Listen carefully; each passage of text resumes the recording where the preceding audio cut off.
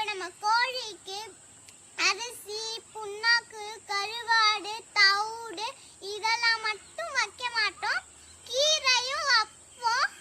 அப்பதான் எல்லாம் சத்தா இருக்கும்.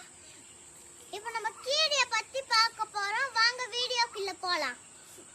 இதோ கீரை இருக்குல்ல, கீரை அதிகமா நிறைய கீரை, முருங்கைக்கீரை இருக்குல்ல, அதை பத்தி பார்க்க போறோம்.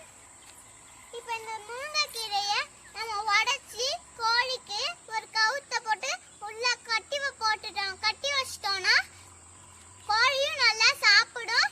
நல்லா கோழி குஞ்சுங்களும் நல்லா வளரும், ஸ்ட்ரென்த் ஆகும். கோழியும் நல்லா கோழியும் நல்லா ஸ்ட்ரென்த்தா வளரும். அப்புறம் இப்போ நம்ம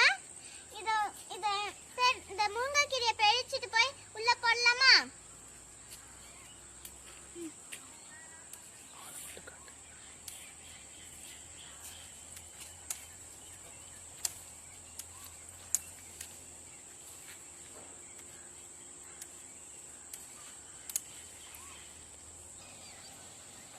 வாங்க போய் அங்க போய் பார்க்கலாம். இதோ இந்த மாதிரி நிறைய கீரை எடுத்துக்கலாமா?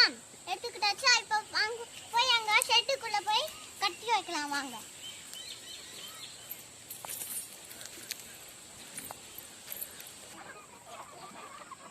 வாங்க ஷெட்டுக்குள்ள போலாம்.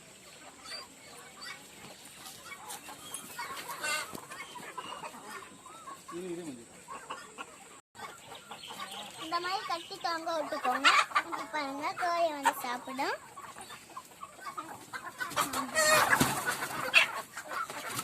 சாப்பிட ஆரம்பிச்சிட்டு பார்த்தீங்களா?